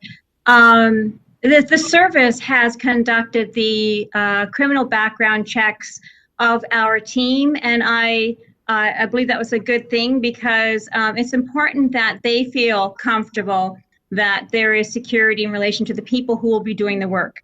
So that's all been completed, and our team has issued the project start letter, and we're ready to move. Okay, so you're ready to start now, then once this MOU is signed? Yes, Chair. And in fact, for the cybersecurity project, we've already completed the field work, and we are actually probably going to report out in May. Okay. Now, just one last question. Sorry. So once you've completed part of the audit committee, will your report be going through the audit committee, or is it just through the board? Our report is to the board. We will notify the committee that a report has been to the board.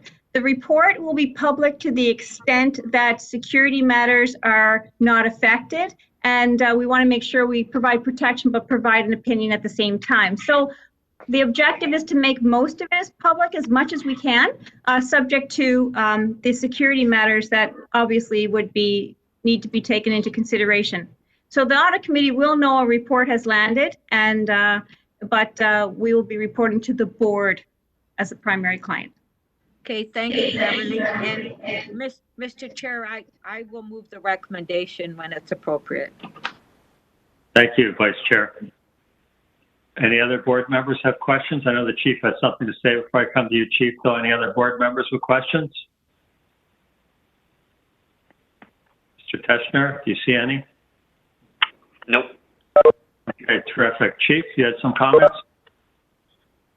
No, just one quick thing I wanted to say, Chair, was that, you know, if there are things we can do better or differently and ultimately more effectively and efficiently, we're going to move in that direction. And I'm looking forward to the Auditor General's work. Thank you.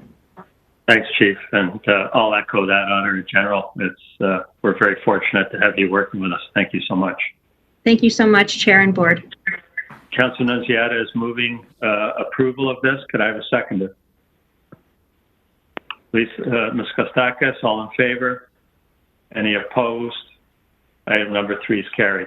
Thank you, Auditor General, for showing up and answering questions. We appreciate it. Thank you. Now we're moving forward to item number 5, which is a quarterly report, occupational health and safety update for July the 1st to September the 30th, 2020.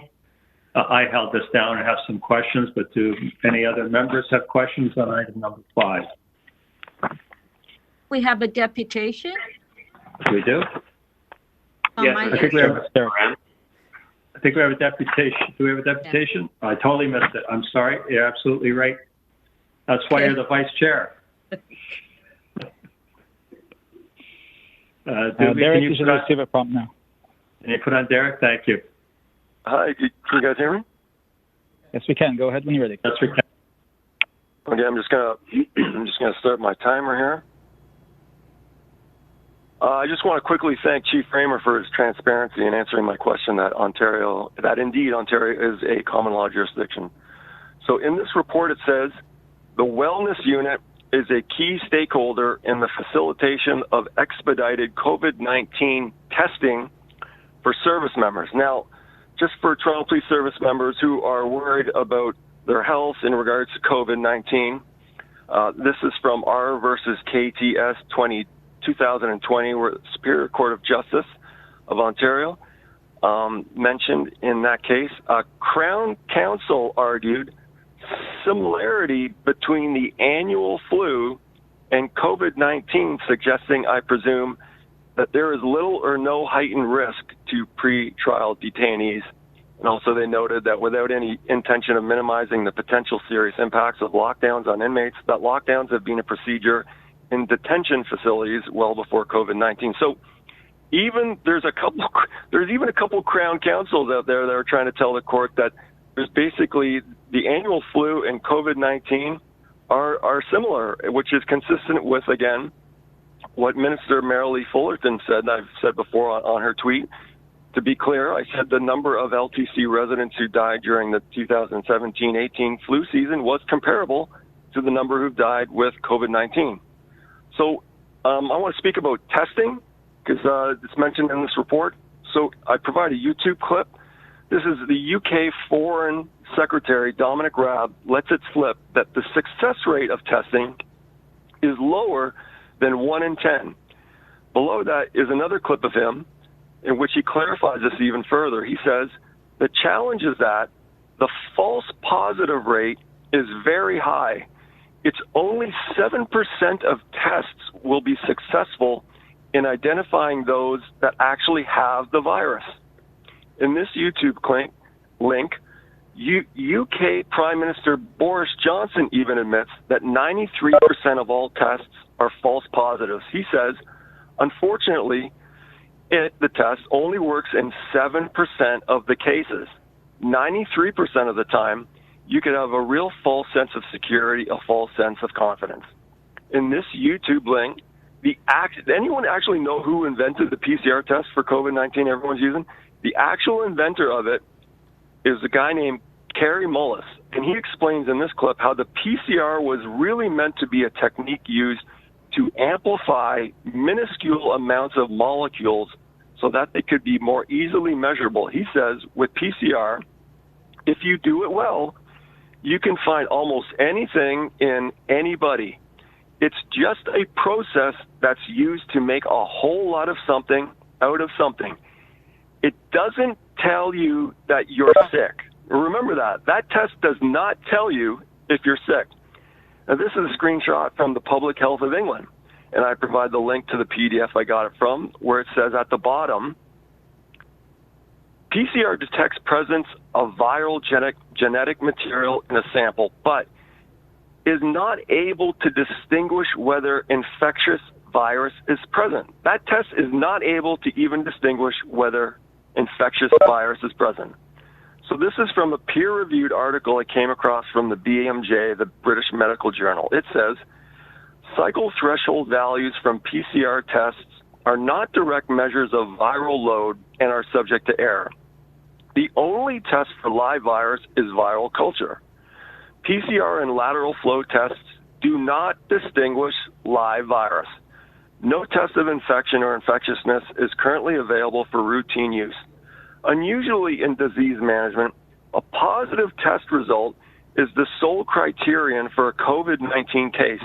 Normally, a test is a support for clinical diagnosis, but not a substitute. Testing should be reintegrated into clinical care with clinical and public health oversight and case definitions based on clinical diagnosis.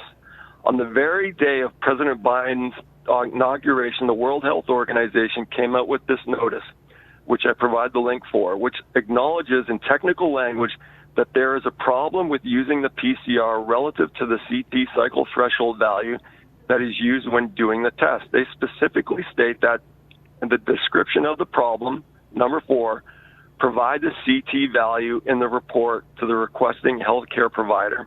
And I have a screenshot where the state of Florida now requires that all laboratories from now on must provide the cycle threshold value for every test they do. And that's my time. Thank you, Derek. Board members, any questions of Derek? The stuff you learned from me, huh, Chair Hart? It's unbelievable. Literally. Mike Zekas even tried to tell you guys at the library board, right? No, it is unbelievable. There's no question. Anyway, thank you very much, Derek. Appreciate it as always. Very enlightening. I'll now bring this into board for discussion. I have some questions on item number 5. Do board members have any questions? Seeing none. On page 3 of the report, under training simulation, it notes that in quarter 3, there were 15 incidents, 4 lost time incidents. Can anybody explain to me why in training simulation those numbers would be so high? They seem unusually high to me. There were 3 in quarter 3 2019, but then jumped to 15 in quarter 3 2020. Chair, I have our manager of wellness, Ivy, as well on the line here, so I'm going to let her answer some of the questions with respect to this report. Great, thanks, Chief. Thanks, Ivy. So there was actually it's a bit of a blip in time. There was no connectivity in terms of or trend related to these particular incidents. So there's not anything remarkable, I think, to say about them. But it is. I just wonder why in training, when you think that would be kind of the safest environment, that the numbers were high. That's Chair, it's Deputy Coxon, if I may interject. Because of COVID last year, we suspended training for an extended period of time. And in the fall, a bunch of people were put through in a cohort. So what you're seeing is a blip in time where a lot more people were trained. If that had been a normal year, I believe the trend would have looked like it did the year before. okay. That's helpful. Thank you, Deputy. On page 6, just a question around when I look at the stats again, WSIB costs. You look at the quarter 3 2020 compared to quarter 3 2018, almost double the cost, not quite. And it's attributed largely to post-traumatic stress disorder. Does that account for all of that increase, the majority of the increase, or are there other mitigating factors that contribute to the increase in expenses? Because it's quite a large expense for the TPS. So probably upwards of more than 50% of our costs for WSIB are related to the emotional and psychological claims, which warrants a lot of it in the sense of prevention and other things like that, as well as early intervention. That said, we are in the throes of doing a full review of the WSIB costs to be able to understand where our opportunities lie in terms of mitigating them ongoing. But it is a large portion of that year over year, and anticipated into the future will be because of the emotional and psychological claims. Great. Will you be bringing the breakdown of some of the other driving factors to our committee, Health and Safety Committee? We definitely can. Okay, great. Thank you. Just one more question. On page 7, top of the page, it says in the third quarter of 2020, there were 6 new documented complaints around harassment, workplace harassment. Just general comments on that. Sounds like a high number for one quarter of the year. Any comments, any trends? So actually, Chair, go ahead, Ivy.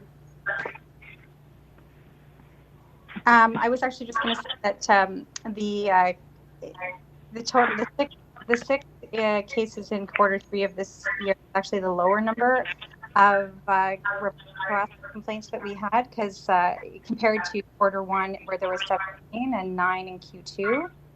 And now in this in 8 in Q4, so it's actually lower than normal, even though it may seem like a high number. Okay. Were there any trends? In other words, by work location or anything like that? Not that I can comment on that at this moment. Okay. Okay, those are all my questions. Any board member have a question or like to speak to this item? No? Okay. Can I have a motion to receive the item and the deputation? Item number 5. Motion to receive. Ms. Kostaka, seconded by Mayor Tory. All in favor? Any opposed? That's carried. Item number 6 is the 2020 annual report, Healthy Workplace Initiatives. Any questions, members? I've got a couple, but any questions? Seeing none. Ryan, do you see any out there? I don't see any questions. No, I don't, Mr. Chair. Okay. Just a question on page 4. I see under claims lead, there's been new oversight and leadership in absences and accommodation programs within the service. I'm just wondering if that, which is terrific, I'm just wondering if that's driving absences down and attendance up. What are we seeing in terms of the trends? We're putting more emphasis on it. Is it reflected in attendance? I think that we'd like to say eventually that will be the case. What I can say, what it is driving in our area is the ability to focus on, where and what we're measuring, and fine-tuning the processes within the wellness unit for disability management, and we're both occupational and non-occupational. So we're, identifying areas of skill development within our team, areas where, we might be working within scope and out of scope in terms of what we should be looking to others to be able to help us with, and looking at what ways in which we can, build consistency and role clarity within that area of work. I think that there's been some significant gains insofar as the processes are concerned, but I don't know that we're ready yet to be able to evaluate the impact on absenteeism and sick time in general. And that also is something that I think that we'd like to say is shared responsibility across the organization, and they're not solely resting on the shoulders of one. Do you anticipate that we'll be looking at some numbers and trends through the Occupational Health and Safety Committee at some point in 2021? So at the Occupational Health and Safety Committee, we haven't historically looked at general absenteeism data, but we are looking at through the implementation of many of the action items in the wellbeing strategy to build some scorecarding, which will help us to be able to identify what the key areas are that we want to keep our eyes on. And sometimes it's not just necessarily the absentee data alone, but sometimes it's giving us indication as to where we need to be focusing on prevention and root cause analysis of some of the health conditions that drive absenteeism, both work-related and not work-related. I agree. It's indicative of a number of things. That's helpful. Thanks. Just a couple of quick things for the Chief.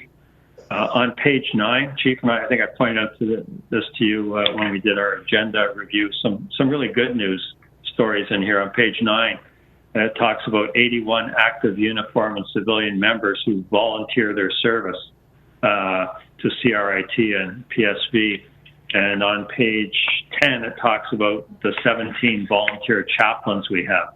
I just wonder if you've given any thought with regard to some recognition for both of those groups, because we've got folks volunteering a lot of their own time, doing a lot of great work, and any recognition that either we can give through the board at a meeting or otherwise, I think is terrific, because the more people volunteer, the more we want to encourage it.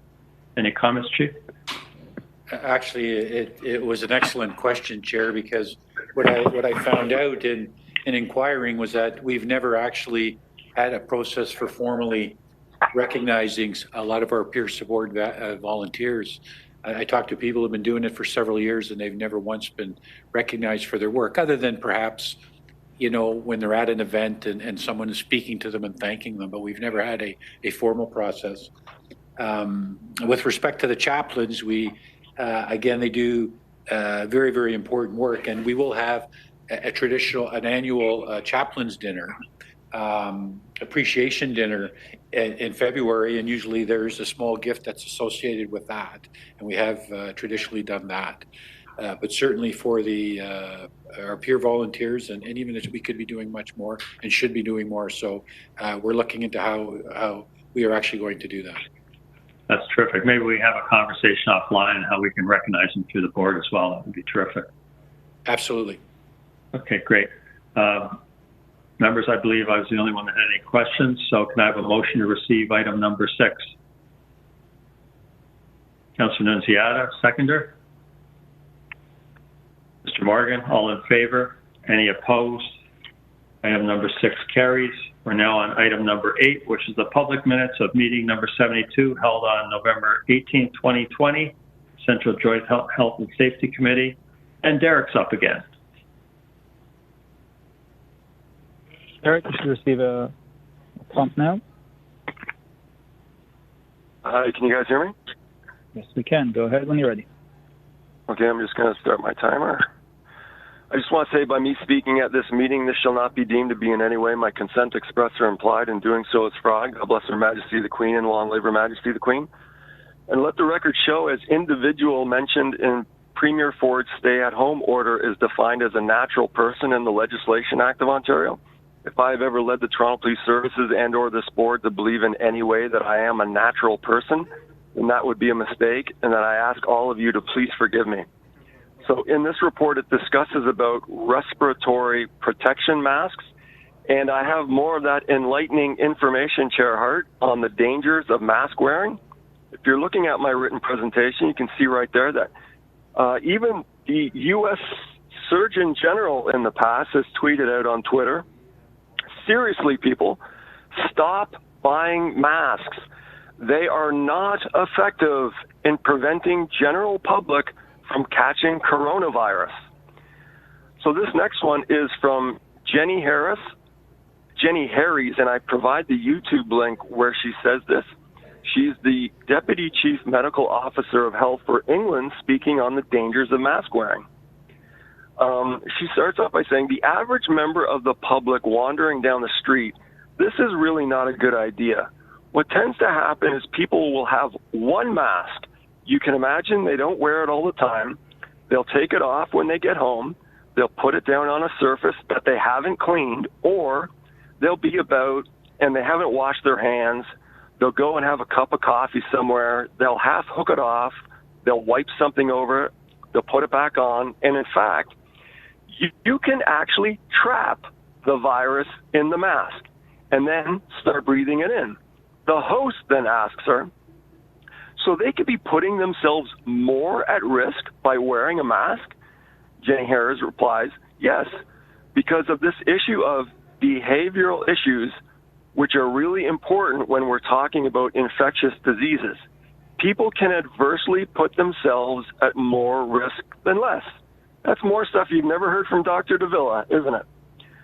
This is from the medical journal The Lancet, where they say surgical masks and cloth masks do not offer protection from inhaling particles or pathogens in the air. They can protect the wearer from potentially harmful substances, example, blood spray. However, they do not provide protection from airborne particles or pathogens. This is from a peer-reviewed article from the Journal of the Royal Society of Medicine on mask usage by surgeons. Overall, there is a lack of substantial evidence to support claims that face masks protect either patient or surgeon from infectious contamination. The next is a few things, screenshots I have from the World Health Organization. The first one I've read here at the board before. Two new ones I've come across where the World Health Organization said when to use a mask. If you are healthy, you only need to wear a mask if you are taking care of a person with suspected coronavirus infection. Wear a mask if you are coughing or sneezing. Another one is from the World Health Organization. If you do not have any respiratory symptoms such as fever, cough, or runny nose, you do not need to wear a medical mask. When used alone, masks can give you a false feeling of protection and can even be a source of infection when not used correctly. I've mentioned that before. This is what the Auditor General of Ontario, Bonnie Lysyk, discovered about the masking mandate decision in her recent special report. A consistent provincial message and requirement on masking for the general public did not come until October and did not come from the Chief Medical Officer of Health, Dr. David Williams. While his powers are discretionary, the Chief Medical Officer of Health did not exercise his full powers during Ontario's COVID-19 response, including not issuing directives on behalf of local medical officers of health. In some cases, actions such as requiring a masking mandate to be followed in each public health unit were eventually executed by the Premier and Cabinet. So great. We all have to wear a mask, not because of any recommendation by the Chief Medical Officer of Health, but by some political decision by people that don't know nothing from anything about health and science, being politicians, namely Premier Ford and his cabinet. So before Dr. You know what, that's my time. I'll save it for the next time. I'll keep you guys leaving for more. Well, we appreciate that. You have no idea. Thank you, Derek. Any questions of Derek? No, seeing none. Thanks as always, Derek. See you next time. Now take this item into the board. Can I have a motion to receive the item as well as the deputation? Ms. Kostaka, seconded by the Vice Chair. All in favor? Any opposed? That carries. We'll now move forward to our last item on the agenda, which is the Chief Administrative Investigation into the custody injury to complainant 2019-27. And we have one deputant, Mr. Langenfeld, whenever he's ready. Chris, should we receive a request now? Are you able to hear me? Yes, we can. Go ahead when you're. Okay, thank you. just before going on to this item, I'll actually just mention, as we're talking about COVID laws and masking bylaws and things of that nature, as I look on the YouTube video here, I noticed that Chief Raymer doesn't have a mask on. Chair Hart, you don't have a mask on. Vice Chair Nunziata and Mayor Tory, you both appear to be in City Hall and you don't have masks on. So there's 4 people that it appears are in violation of the bylaw, currently requiring masks indoors in any building. Meanwhile, going on to this Chief's Section 11 investigation of the SIU report, there's 2 issues here. The first one is looking at the actual report here. It says at the bottom of page 1 of that report, last paragraph, the officer's attention was drawn to 2019.27 because he was operating his bicycle on the sidewalk and was in possession of a female's purse and a backpack. And then on the next page in the middle, it says 2019-27 was arrested for failing to identify himself under the Highway Traffic Act and was handcuffed without incident. And I'd like to point out, first of all, that riding a bicycle on the sidewalk, while that is a violation of the city bylaw, is not covered in the Highway Traffic Act. And so there is actually no legal justification for saying that the Highway Traffic Act was involved, according to this report, and therefore the demand for the person involved to provide identification would have been illegal under this report. So that's certainly the first issue, and that goes to strongly towards this Know Your Rights campaign that we're talking about. And here we are where the bylaw doesn't permit people to demand identification,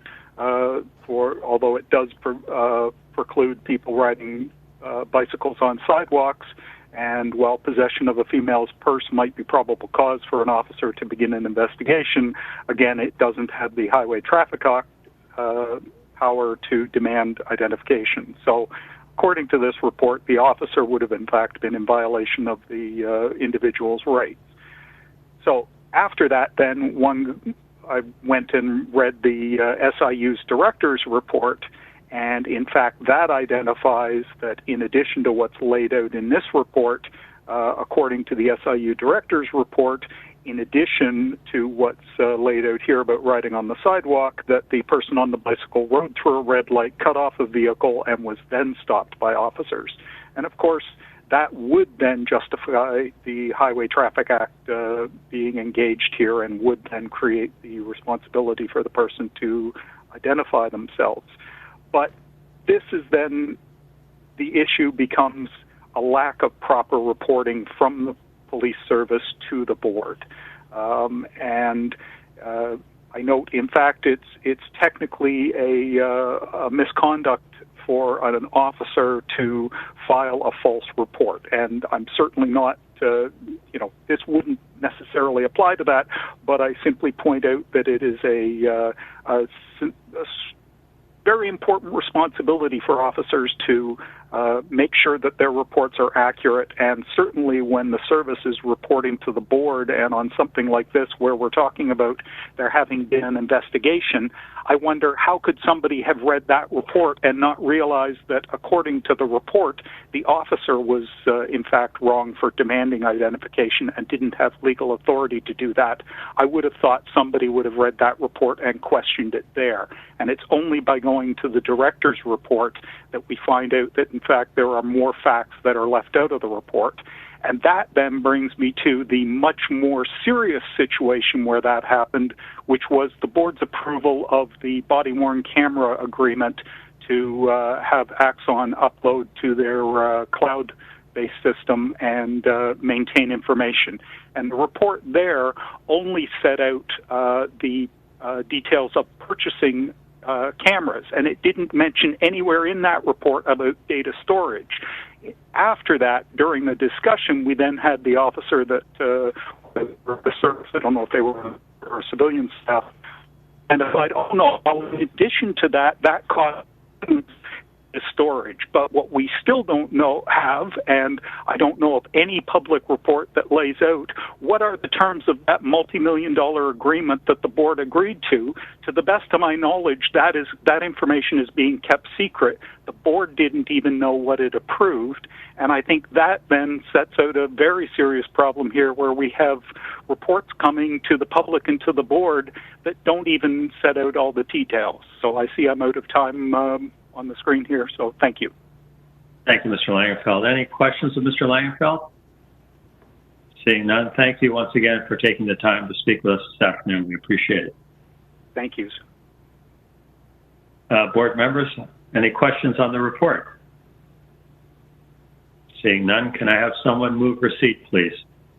Vice Chair, could I have a seconder? Kostakis, all in favor? Any opposed?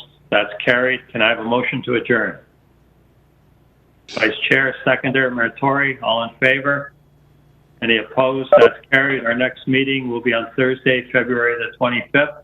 Thank you, everyone. Enjoy the rest of your afternoon.